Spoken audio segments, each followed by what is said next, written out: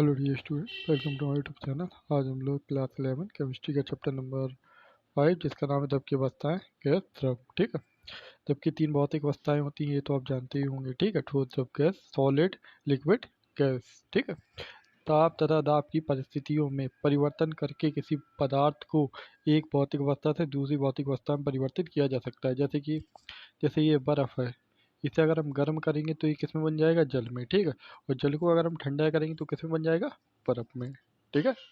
उसके बाद गर्म जल को गर्म जल जब जल को हम गर्म करेंगे तो किस में हो जाएगा? वो बाष्प पे। ठीक है। और बाष्प को जब ठंडा करेंगे वो किस में आ जाएगा? जल में। ठीक है। यही होगा ना। उसके बाद द्रव की 3 भौतिक अवस्थाओं के गुण की विवेचना द्रव के अणु गति सिद्धांत के आधार पर की जा सकती है। ठीक है। उसके बाद देख लीजिए डेफिनेशन है गलनांक। आप लोगों ने पढ़ी होगी 10th में गलनांक और क्वथनांक की डेफिनेशन। ठीक है।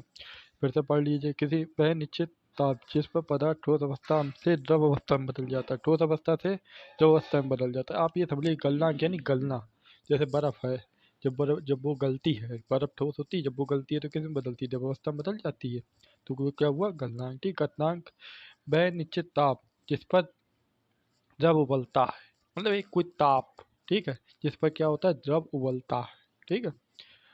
आणविक अन्योन क्रियाएं, ये क्या होता है? द्रव के अणुओं के मध्य लगने वाले आकर्षण बल को आंतरिक बल कहते हैं तथा इनके अणुओं के परस्पर समीप आने पर इनके मध्य होने वाली क्रियाएं आणविक अन्योन क्रियाएं कहलाती हैं। आणविक अन्योन क्रियाओं मुख्य रूप में निम्न प्रकार की होती हैं। कौन कौन से प्रकार की होती है देख लीजिए। पहला प्रेरित द्विध्रुव प्रेरित द्विध्रुव अन्योन क्रिया, द्विध्रुव द्विध्रुव अन्योन क्रिया, द्विध्रुव प्रेरित द्विध्रुव अन्योन क्रिया। डबल हो गया क्या? ये डबल हो गया, सॉरी। ठीक है। उसके बाद नहीं, ये डबल नहीं है, सही है। उसके बाद आयन प्रेरित अन्योन क्रिया। ठीक है। उसके बाद आयन द्विध्रुव अन्योन क्रिया, हाइड्रोजन आबंध। ठीक है। उसके बाद नेक्स्ट पेज पे ऊष्मीय ऊर्जा क्या होता है? किसी पदार्थ में उपस्थित अणुओं तथा परमाणुओं की गति के कारण उत्पन्न ऊर्जा ऊष्मीय ऊर्जा कहलाती है। वह पदार्थ के ताप के समानुपाती होती है। वास्तव में ऊष्मीय ऊर्जा पदार्थ के कणों की औसत गति ऊर्जा की माप होती है, जैसे टी के। ठीक है। समानुपाती के औसत। ठीक है। उसके बाद ऊष्मीय ऊर्जा तथा अन्योन क्रियाओं से संबंधित प्रभाव के भौतिक गुण की व्याख्या निम्न प्रकार की जा सकती है। ठीक है। जैसे द्रव की गैसीय अवस्था क्या होती है? गैस द्रव की वह अवस्था जिसके आकार और आयतन दोनों ही निश्चित नहीं होते अतः इसे जिस पात्र में रखा जाए यह उसी प्रकार का आयतन ग्रहण कर लेती है। पात्र यानी बर्तन। ठीक है। जिस बर्तन में रखा जाए उसी प्रकार, जिस प्रकार के आप बर्तन में रखेंगे उसी प्रकार के बर्तन का आकार ले लेगी। उसके बाद देख लीजिए गैसीय नियम। विभिन्न परिस्थितियों में गैस के व्यवहार संबंधित किए गए प्रायोगिक प्रेक्षणों के आधार पर कुछ नियम का प्रतिपादन किया गया है जिन्हें गैसीय नियम कहा जाता है। इनमें से कुछ मुख्य नियम निम्नलिखित हैं। कौन से हैं देख लीजिए। जैसे बॉयल का नियम। ठीक है। इस नियम अनुसार स्थिर ताप पर किसी गैस की निश्चित मात्रा का आयतन बी दाब पी के व्युत्क्रमानुपाती होता है। जैसे बी, ये देखिए, बी व्युत्क्रमानुपाती 1/पी के। ठीक है। स्थिर ताप पर तो P इंटू वी बराबर के, जहाँ के क्या होता है? स्थिरांक। अब दो विभिन्न तापों पर क्या इसका सूत्र बनेगा? P1 बराबर P2 बराबर स्थिरांक। ठीक है। उसके बाद चार्ल्स का नियम। ठीक है। स्थिर दाब पर किसी गैस की निश्चित मात्रा बी उसके परम ताप टी के समानुपाती होती है। देखो बी, जो हमारा बी है किसके समानुपाती है? टी के समानुपाती है। और इसका सूत्र क्या बनेगा? पी अपॉन टी बराबर के। ठीक है। जहाँ के हमारा क्या है? स्थिरांक है। और इसका अगर दो विभिन्न तापों पर देखें तो B1/T1 बराबर B2/T2। ठीक है। इसमें से कोई एक नियम पेपर में आपसे पूछा जरूर जाएगा। पुनः चार्ल्स के नियम के अनुसार स्थिर ताप पर 0 सेल्सियस पर उपस्थित किसी गैस की निश्चित मात्रा का आयतन में 1 सेल्सियस की वृद्धि अथवा कमी करने पर क्रमशः 1/273 कितना? 1/273 भाग बढ़ता अथवा घटता है। ठीक है। तो बी टी बराबर B0 1 plus T Celsius upon 273। ठीक है। जहाँ पे हमारा B0, ये बेटा क्या है मेरा, ये B0 है, ठीक है, बराबर क्या है प्रारंभिक आयतन, और BT यानी T किस में है, सबिक्स में है, ठीक है, T किस में है मेरा, ये सबिक्स में है, क्या है हमारा T सेल्सियस पर आयतन, ठीक है। उसके बाद परम ताप शून्य ताप से परिकल्पित ताप परम ताप अथवा केल्विन ताप कहलाता है। -200 सेल्सियस डिग्री सेल्सियस ताप सीमांत ताप अर्थात न्यूनतम संभव ताप माना जाता है। अतः -273.15 डिग्री सेल्सियस ताप परम शून्य ताप कहलाता है। याद रखना, ये ताप जरूर इंपॉर्टेंट है, ठीक है। अब इनके संबंध देख लीजिए, ताप के केल्विन तथा सेल्सियस में संबंध, ये इसका बेटा संबंध है, टी के बराबर टी सेल्सियस प्लस 273.15। संबंध आपके, अगर आपसे कोई कहे कि एमसीक्यू हो रहा है पेपर, तो इस चैप्टर से आपका सब एमसीक्यू में यही आएगा अगर हुआ तो। चार्ल्स का ताप नियम या बोल सकते हैं गैलेसुक नियम, ठीक है। इस नियम के अनुसार देख लीजिए, स्थिर आयतन पर किसी गैस की निश्चित मात्रा का दाब P उसके परम ताप T के समानुपाती होता है। ये देखिए इसके समानुपाती हो गया, ठीक है, ये हमारा पी टी के समानुपाती हो गया, जहाँ पी टी बराबर के बराबर स्थिरांक P1/T1 P2/T2 बराबर के, ये इसका सूत्र हो गया। उसके बाद बेटा एवोगाद्रो, आयोगाद्रो नहीं बेटा, एवोगाद्रो है, ये वो होगा एवोगाद्रो, ठीक है, का नियम। इस नियम का समान ताप तथा दाब पर गैस के समान आयतनों में मोलों की संख्या समान होती है, जहाँ B समानुपाती N, जहाँ N क्या है, जहाँ B तो मेरा आयतन है और जहाँ N क्या है मेरा मोलों की संख्या। एचटीपी ताप पर एचटीपी समान ताप 273 केल्विन तथा समान ताप 750 मिलीमी पर सभी गैस के एक मोल के अणुओं की संख्या 6.022 × 10⁻³ एवोगैड्रो संख्या होती है। इसे क्या बोलते हैं बेटा, इसे एवोगाद्रो संख्या बोलते हैं, ठीक है। और देखते हैं, उसके बाद देख लीजिए संयुक्त गैस नियम, बाल्स तथा चार्ल्स के नियम को संयुक्त करने पर, ठीक है, मतलब संयुक्त एक साथ करने पर, तो ये हो जाएगा P1 B1 T1 P2 B2 T2, ठीक है, ये सूत्र है, ठीक है। उसके बाद आदर्श गैस, बाल्स, चार्ल्स तथा एवोगाद्रो के नियम को संयुक्त करने पर, मतलब को साथ में लाने पर, ये आपका हो जाएगा PV समानुपाती NT, तो PV बराबर NRT, तो PV बराबर RT, जहाँ N गैस के लिए एक मोल, N बराबर 1, जब बेटा इसकी यहाँ पे N की जगह 1 रखेंगे तो ये क्या हो जाएगा, PV बराबर 1 RT, ठीक है, 1 का कोई मतलब नहीं इसलिए RT लिख दिया, ठीक है। उसके बाद ये बेटा इसका सॉल्व का सोल्यूशन है, ठीक है। वायुमंडल केल्विन इतना होता है, जब इसे आर केल्विन परिवर्तन करेंगे तो 1 जीरो बढ़ जाएगा, 10⁻7 लग जाएगी। जब जूल केल्विन परिवर्तन करेंगे तब इतना हो जाएगा, और जब कैलोरी में परिवर्तन इतना हो जाएगा। तो आर का मान 7 होता है, अर्थात यह गैस की मोलों की संख्या, ताप, आयतन, दाब आदि के कारकों पर निर्भर नहीं करता, ठीक है, मतलब बदलता रहता है। उसके बाद गैस पदार्थ के घनत्व तथा मोल द्रव्यमान m में संबंध, P बराबर PV बराबर NT, ठीक है, जहाँ n बराबर है मेरा W/m, तो n की जगह क्या हो जाएगा W/n, ठीक है। उसके बाद PM बराबर W/B/RT बराबर DRT, क्योंकि m बराबर होता है मेरा, m बराबर होता है ये DRT/P, तो इसकी इतनी जगह पर तो मेरा कहते हैं m आ जाएगा, ठीक है।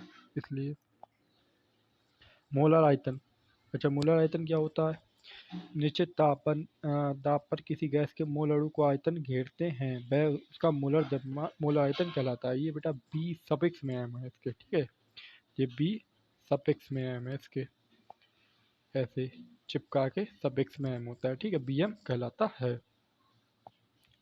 उसके बाद डाल्टन का आंशिक ताप का नियम, इस नियम के अनुसार स्थिर ताप पर एक पात्र में परस्पर क्रिया न करने वाली गैसों के मिश्रण का कुल दाब P घटक गैसों के आंशिक दाबों के योग के बराबर होता है। जैसे यदि घटक गैस A B C, तो आंशिक दाब होंगे PA PB PC, बेटा ये सबिक्स में होंगे सब, क्योंकि सबिक्स में ऐसे लिखा नहीं जा सकता, इसलिए मैं इधर लिख दिखा देता हूँ, पी ए, पी बी और पी सी, ठीक है, जिसके घटक बन जाएंगे। तब डाल्टन के नियम अनुसार ये देखो बेटा ये लिखा भी है, मिश्रण का कुल दाब P बराबर P A P B plus P C dot dot dot.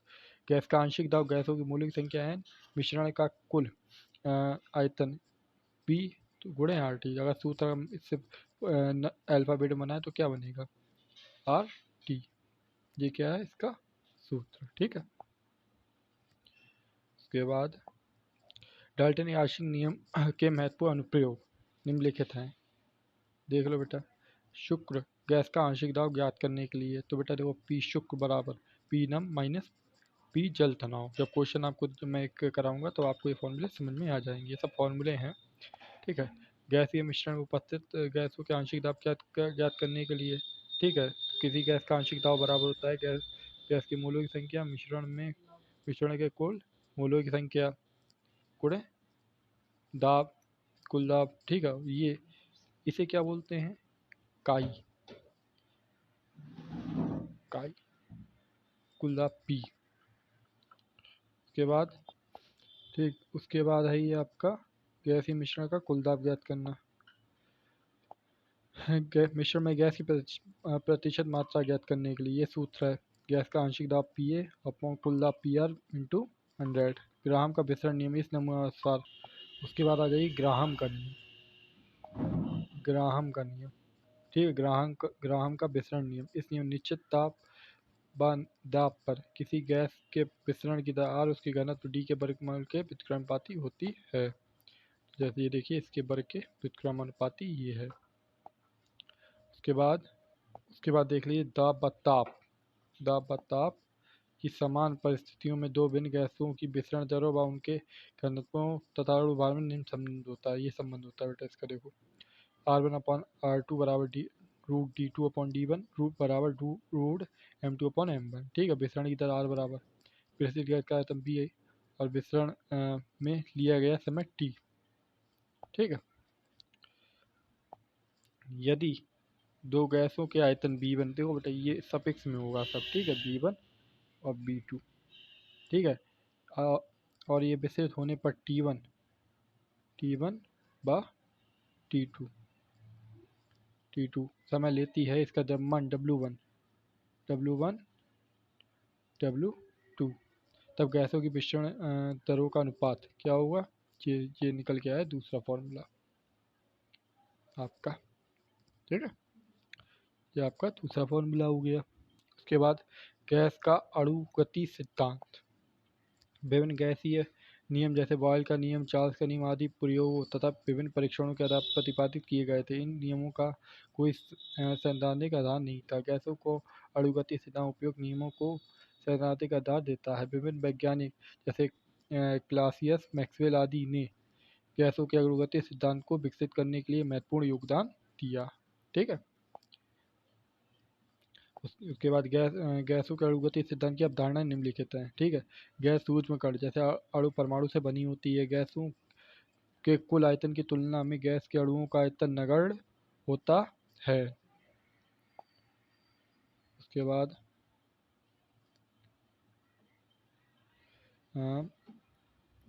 Gas के अणु सीधी रेखा में प्रत्येक दिशा में भिन्न भिन्न गतियों से गति करते हैं।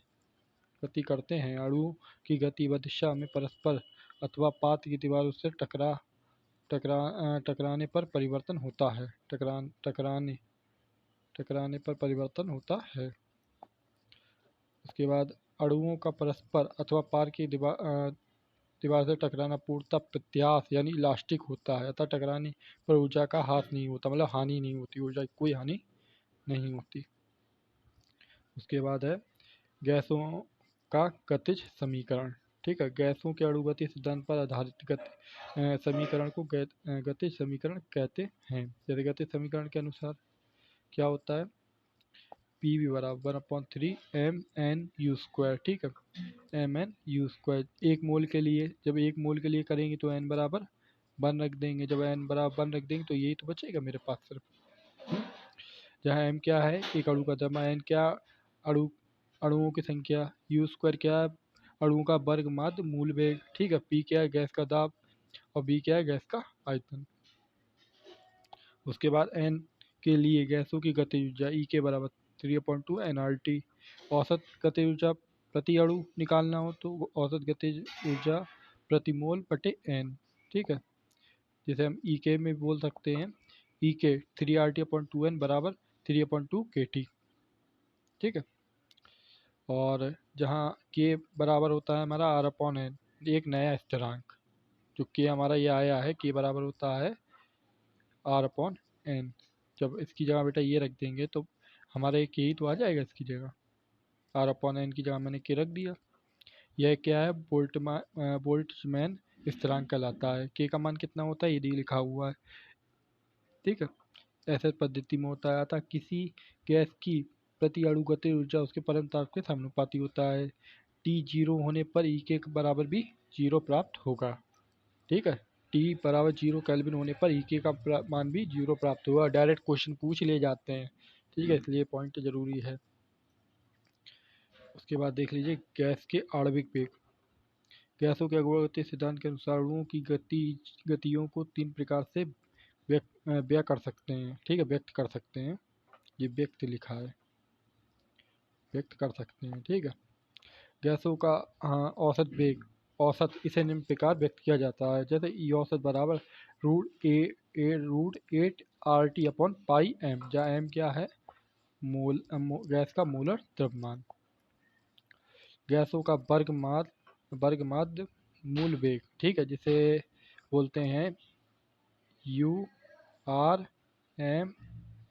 ठीक है। यह व्यंजन निम्न प्रकार भी व्यक्त किया जा सकता है। URMS बराबर 3RT/M बराबर 3RT M गुणे M, ठीक है, बराबर 3PP/M बराबर 3P/D। मतलब ये जरूरी नहीं है चारों एक साथ ही लिखो, एक अलग अलग भी लिख सकते हैं।